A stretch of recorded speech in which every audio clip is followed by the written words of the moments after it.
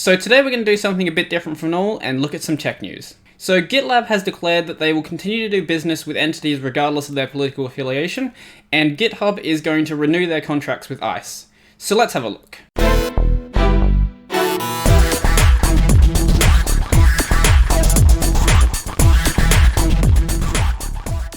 Good afternoon everyone, and welcome back to the channel. So we're probably going to have to use some code words throughout this video because I do want people to actually be able to see this video. So let's have a look at some of these articles. So this first one is, it's got a bit of a hyperbolic title, that's for sure. So blood money is fine with us, says GitLab. I'll show you why that's ridiculous in a couple of minutes. Vetting non-evil customers is time consuming and potentially distracting. I'm surprised I managed to get through that without laughing until the end. So the policy edition created by co-founder and CEO Sid, I'm not even going to try to pronounce that, and implementers of GET request was merged with no approval required. So it was proposed to clarify that GitLab is committed to doing business with customers with values that are incompatible with our own values. So basically GitLab has declared that they are going to do business with entities regardless of their political affiliation, as long as they are not breaking the law. So, if we go further in this article, we can see it starts getting a little ridiculous. Such a declaration could run afoul of legal boundaries in some circumstances. They haven't said that they're going to do business with entities that break the law, so they've also said that while at work, members of GitLab are not allowed to discuss political and religious topics, which I completely agree with. This isn't something that you should be bringing into the workplace. While workers have no constitutional speech protection in the context of their employment, federal labor laws require that employees be allowed to discuss the terms and conditions of their employment and possible unlawful conduct like harassment, discrimination, and safety violations. None of these are political in nature. If you're being harassed, that is a law that is being broken. If you're being discriminated against, if there are safety violations, these are not necessarily political, and they don't have to be discussed in a political way. So I think that this article is kind of just trying to drum up hatred towards GitLab. They go on to say, but it's perhaps understandable given how over the past few years workers in the tech industry have become more vocal and objecting with business deals, blah blah blah blah. Basically, they're saying that there is a lot of activists who are standing up against their employers for some of the things that they're doing. Some of them I agree with, like Google making a censored search engine for China, the company's project Maven AI Protect for the Pentagon, and its provision of cloud service to federal agencies like US Customs, blah, blah, blah, blah, blah. You guys can see that. I don't feel like reading all of it off. So basically you have a bunch of people who are rising up against their employers and actually fighting against some of the contracts that they are getting with certain governments and certain government agencies. So we'll get to this story afterwards, but meanwhile at Microsoft's GitHub, employees at both companies have objected to GitHub's business with ICE, not to mention Microsoft government contracts. Employees at Amazon have also urged the company not to sell its facial recognition technology to police and the military. If you're working at a major tech corporation, or just any major corporation, they are likely to have government contracts. If you don't support those government contracts, you are free to find other jobs. If you don't want to work with government contracts, go work at a startup. They're much less likely to have them. But these major tech companies are going to have government contracts, whether you like it or not. Sure, you can object to them and try to get yourself moved off of that project, but you're not going to stop them from working with the government, especially with the case of companies that are within that country. There are a lot of Australian tech businesses, for example, that do military contracts with the Australian government. And you're not going to be able to stop that. And it's the same for the US, and it's the same for every country. So if we skip ahead a bit to this part here, in what appears to be an effort to avoid protests, Sid amended his company's handbook to state, "We do not discuss politics in the workplace, and decisions about what customer to serve might get political."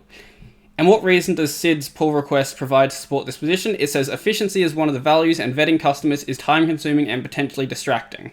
So while there are going to have to be customers that they do vet, the majority of the time, what seems to be happening is that people are just standing up against simple government contracts, and this is a massive efficiency waste in GitLab's eyes, and I completely agree.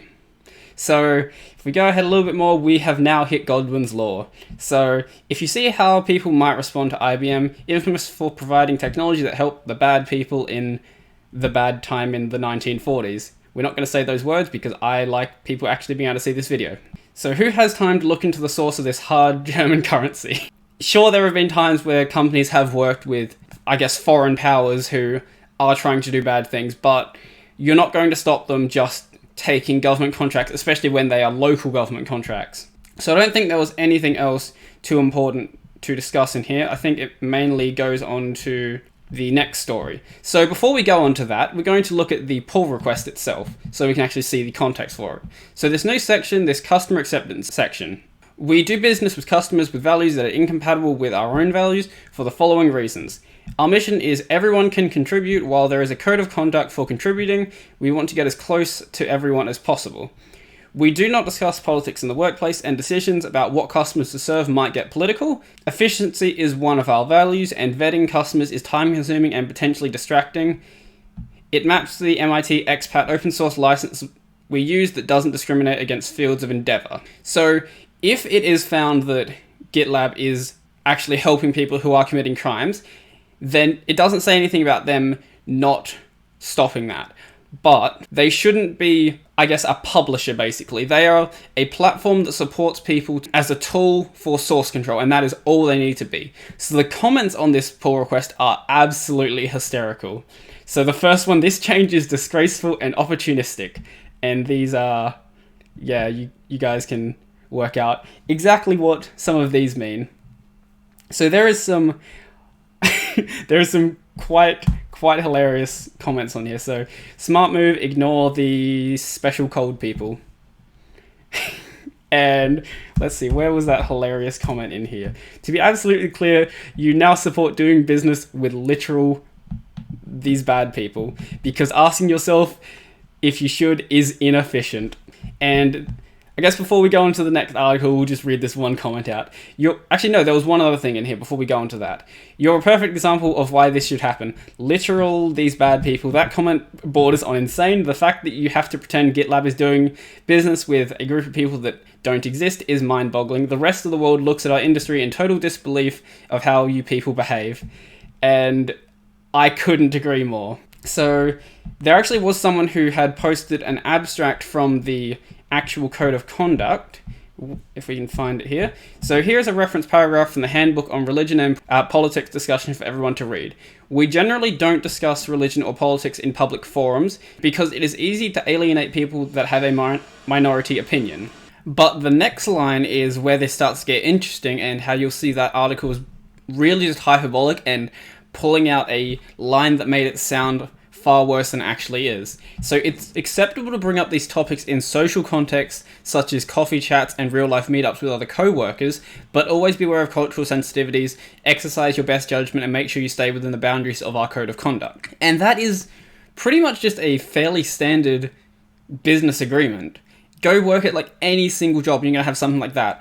You can talk politics, but don't do it at work. You can do it in social context, but just keep it out of the workplace because that is not relevant to your job. And honestly, I couldn't agree more with the stance that GitLab is taking here. They should be providing a tool that anyone can use as long as they are not breaking the law. And that is exactly what they are doing.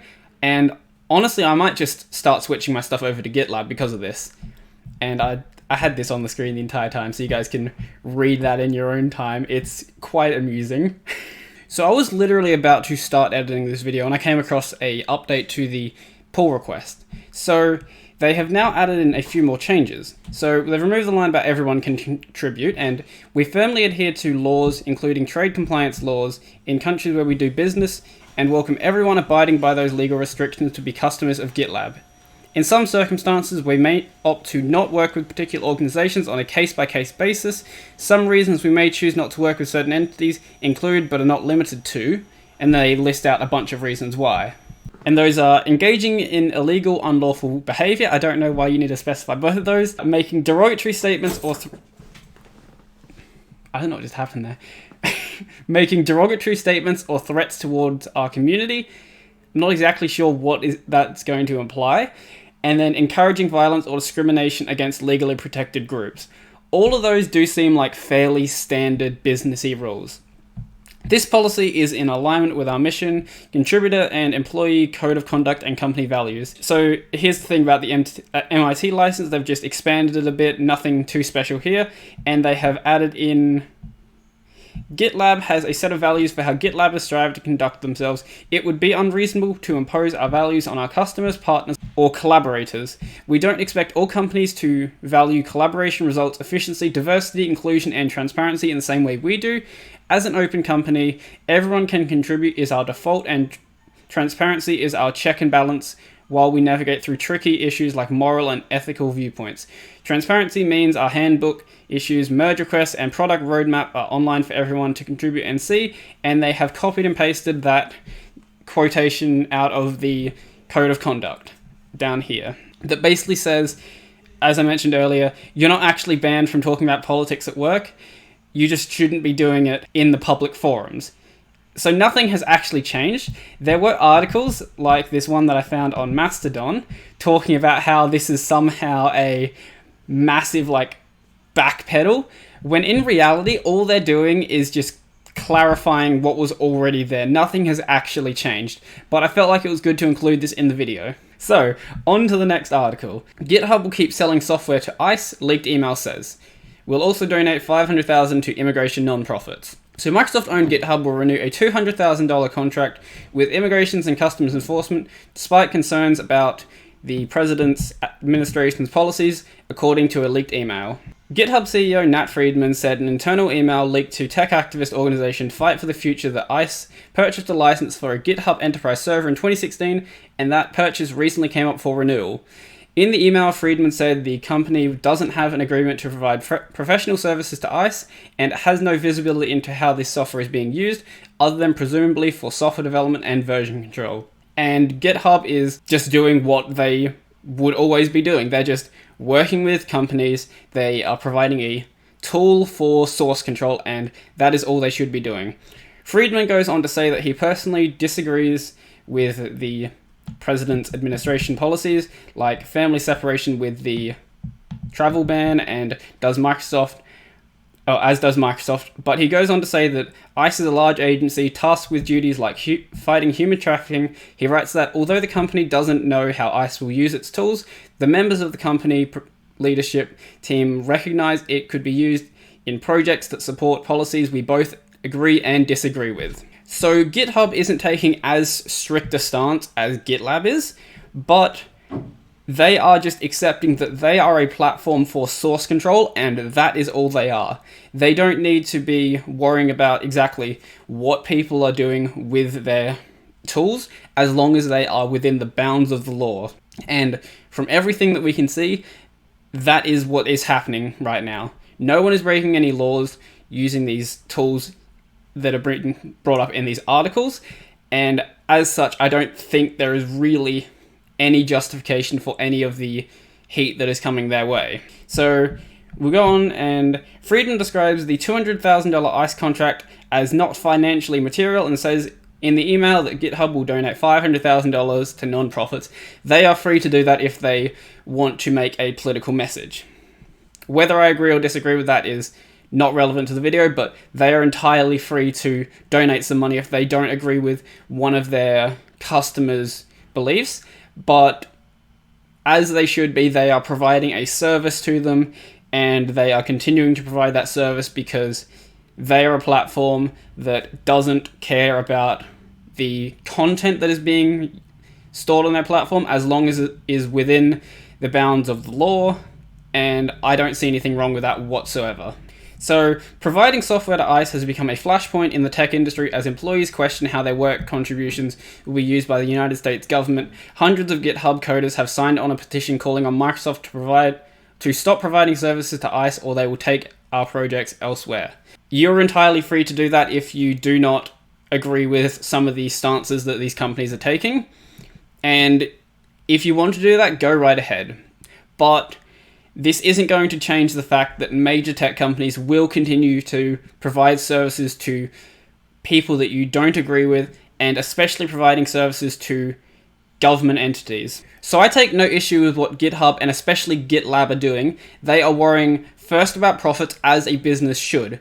That is their bottom line. They don't need to be getting political. GitHub is. I don't think they should be, but they are entirely free to do so. GitLab is taking a firm stance against dealing with politics in their business, and honestly, I feel like most businesses should just run this way. It's not relevant to what you're producing. Unless you are doing something directly related to politics, it doesn't need to be in the workplace. You might as well just basically say, this is not accepted as long as you're working here. If you want to do it outside of work, go right ahead, but while you're at work, you are a worker and you should be doing your job, not discussing politics. So I don't plan to be covering politics on my channel a lot. I just felt like this was something that was relevant to the channel and I guess something that I could have a bit of fun with. So if you like this different style of video, let me know, and if I find something that interests me, or if you guys know something else that is relevant to the news right now that you want me to cover, then let me know and I'll be happy to have a look into it. So if you like this video, remember to smash that like button and leave me a comment down below, let me know what you think. And if you got any ideas for other content as well, not just news stuff, you want some tutorials or you want anything like that, let me know and I'll be happy to look into it. So if you want to get notifications when videos like that come out, remember to subscribe and ding the little bell icon down below, and you'll probably get updates, but we can never actually trust YouTube to do that, so go follow my Twitter and my Mastodon, and you'll probably get updates there. You're much more likely there. So I think that's pretty much everything for me, and I'm out.